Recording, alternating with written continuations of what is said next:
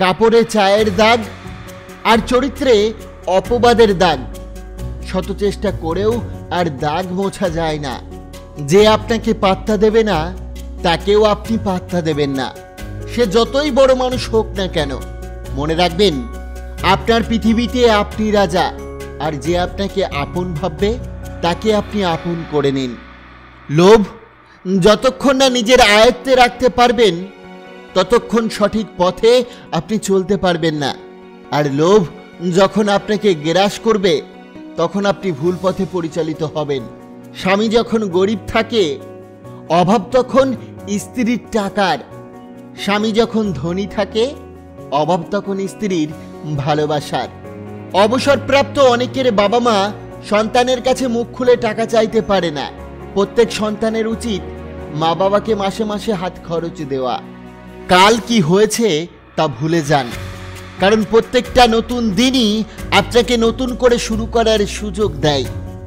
যে ব্যক্তি পরিশ্রমের দ্বারা ধন সম্পত্তি অর্জন করে সে ব্যক্তি বোঝে কষ্ট কি, কিন্তু যে ব্যক্তি বিনা পরিশ্রমেই সবকিছু পেয়ে যায় সে জানে না জীবনের বাস্তবতা কি।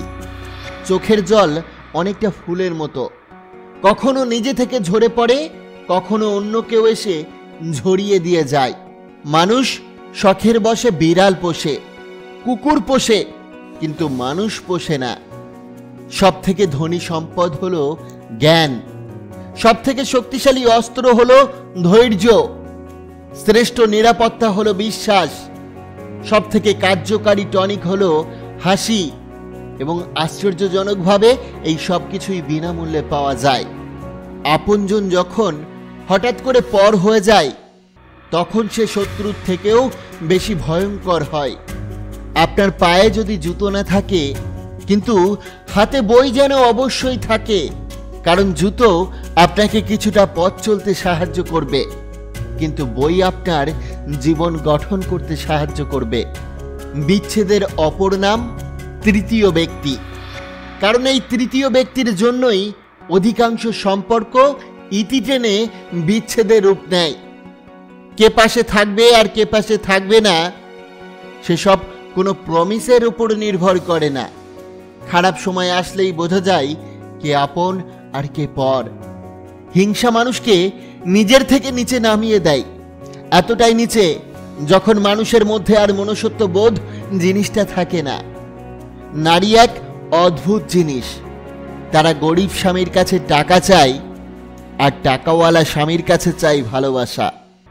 বর্তমান পৃথিবীতে কাছের সম্পর্ক বলে কিছুই নেই, সবকিছুই কাছের সম্পর্ক একটুতেই ভেঙে যায়।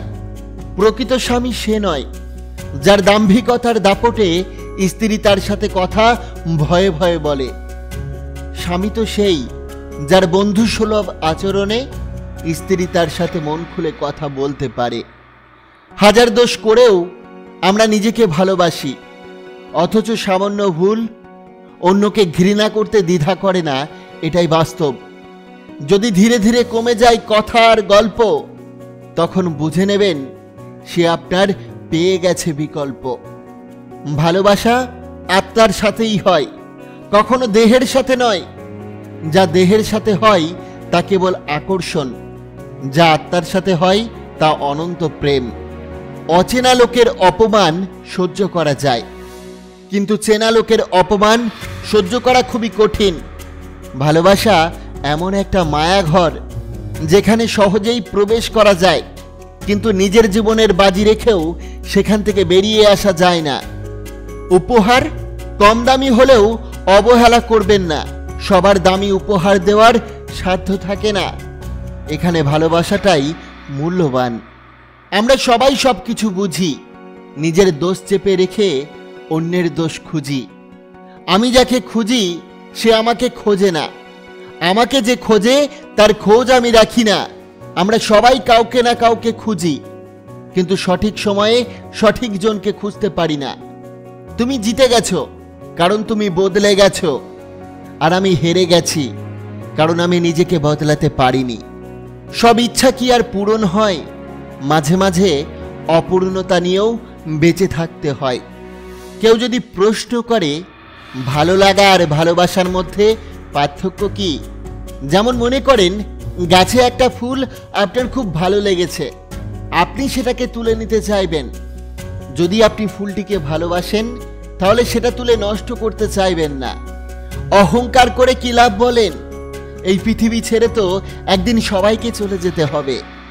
সবকিছু মনের মতো হয় না, মানিয়ে নিতে হয় কখনো সাধ্যমতো, কখনো বাধ্য হয়ে।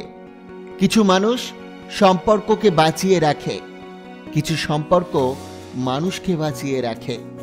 কাউকে ভালো লাগলে অপেক্ষা করুন, তাড়াহুড়োর কিছুই নেই, কারণ কিছুদিন পর এমনিই তাকে আর ভালো লাগবে না। জীবনে যদি কাউকে বন্ধু বানাতে হয় তাহলে এমন কাউকে বন্ধু বানান যে আয়না এবং ছায়ার মতো হয়, কারণ আয়না কখনো মিথ্যা বলে না আর ছায়া কখনো ছেড়ে যায় না। আপনি যতই চেষ্টা করুন না কেন, জীবনে কিছু মানুষের কাছে কখনোই আপনি নিখুঁত হবেন না। সব বাড়িতেই তো মানুষের জন্ম হয়, কিন্তু মনুষ্যত্ব কেবল কিছু কিছু বাড়িতেই জন্ম হয়। একজন আদর্শ স্বামী কখনো কথায় কথায় স্ত্রীর দোষ ধরে না, বরং স্ত্রীর পাশে থেকে শুধরে দেওয়ার চেষ্টা করে। কাউকে ভালোবেসে মাঝপথে ছেড়ে দেবেন না, জীবনটা একেবারে এলোমেলো হয়ে যাবে মানুষটার। না পারবে সামনের দিকে এগোতে, না পারবে আগের জায়গায় ফিরে যেতে, জীবন তো লাশ হয়ে বেঁচে থাকবে। ডিভোর্সের পরে একজন মহিলা একটু দেরি হলেও স্বামী পায়, একজন পুরুষ দেরি হলেও স্ত্রী পায়, কিন্তু সন্তানরা বাবা মায়ের আদর পায় না। পিরিয়ডকালীন যন্ত্রণা আর প্রসবকালীন বেদনা যদি পুরুষের থাকতো তাহলে নারীকে আঘাত করার আগে তাদের রুহু কেঁপে উঠত। তিনটি জিনিস ফিরে আসে না: সময়, কথা, সুযোগ। তিনটি জিনিস কখনো হারানো ঠিক না। শান্তি, সততা, আশা। তিনটি জিনিসে পতন নিশ্চিত: মিথ্যা, হিংসা, অহংকার। তিনটি জিনিস খুব দামি: ভালোবাসা, বন্ধুত্ব আর আত্মবিশ্বাস। রাগ কমে যায় ভাগ নিলে, অভিমান চলে যায় ভালোবাসা দিলে, কষ্ট বেড়ে যায় বন্ধু ভুলে গেলে, হৃদয় ভেঙে যায় মনের মানুষ আঘাত করলে।